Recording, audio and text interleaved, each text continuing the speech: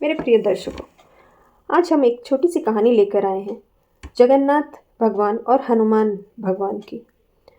एक बार जगन्नाथ जी ने हनुमान जी को बांध दिया था। जगन्नाथ जी ने हनुमान जी को क्यों बांधा? आइए जानते हैं इसे विस्तार से। ओसा के तट पर विशाल महासागर में समुद्र देव अपनी भक्ति में व्याकुल थे। उनका हृदय भगवान जगन्नाथ के चरणों को छूने की तीव्र इच्छा उनका हृदय भगवान जगन्नाथ के चरणों को छूने की तीव्र इच्छा से भरा हुआ था।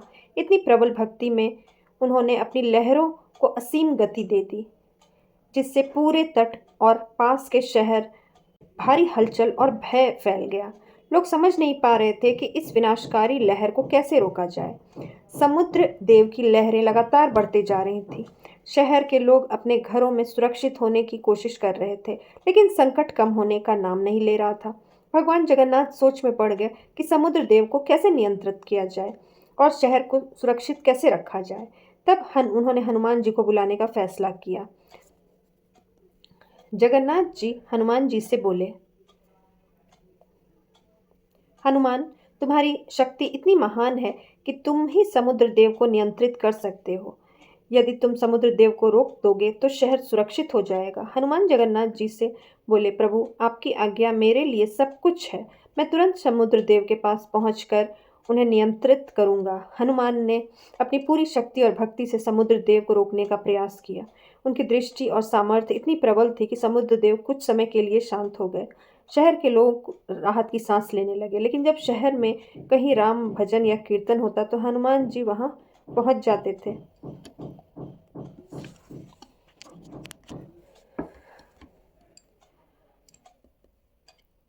शहर के लोग राहत की सांस लेने लगे।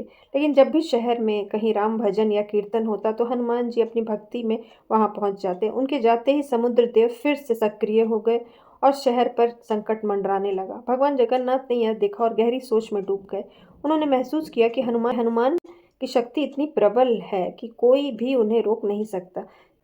जगन्नाथ जी समुद्र देव के तट पर आए। लहरों धीरे धीरे किनारे से टकरा रही थी। उन्होंने देखा कि हनुमान अपने प्रभु की भक्ति में लीन थे। जगन्नाथ जी हनुमान से बोले, तुम्हारी भक्ति और शक्ति अद्भुत है। तुम्हारा प्रेम देखकर मैं बहुत प्रसन्न हुआ, पर अब समय आ गया है कि तुम्हारी शक्ति को सही दिशा मिले, इसलिए मैं तुम्हें बांधने वाला हूँ। यह बंधन हराने या रोकने के लिए नहीं, बल्कि तुम्हारी शक्ति और भक्ति को संतुलित करने के लिए है और शहर को सुरक्षित करने के लिए है। हनुमान थोड़ी देर चुप रहे, फिर उन्होंने सिर झुकाकर कहा। हनुमान जगन्नाथ जी से बोले, प्रभु, यदि आप चाहते हैं कि मैं यहीं रहूं तो मुझे यहीं रहने दीजिए। मैं आपके द्वार पर सेवक बनकर हमेशा रहूंगा। आपकी रक्षा और सेवा ही मेरा जीवन है। जगन्नाथ जी हनुमान से बोले, तथास्तु। तुम यहीं रहो और सेवक बनकर, रक्षक बनकर रहो और साक्षी बनकर। यह तुम्हारा वरदान है। इसके बाद भगवान जगन्नाथ जी ने हनुमान जी को बांध दिया।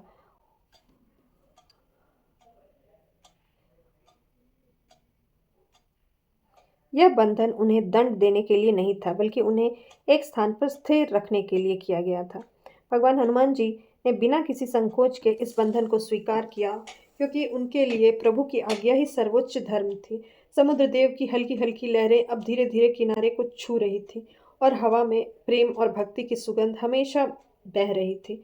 यही स्थान बाद में हनुमान मंदिर के रूप में प्रसिद्ध हुआ। लोग यहाँ आते, भगवान हनुमान जी की भक्ति करते और अनुभव करते कि यह केवल पूजा का स्थल नहीं, बल्कि सच्ची भक्ति और शक्ति का अद्भुत संगम है। जगन्नाथ जी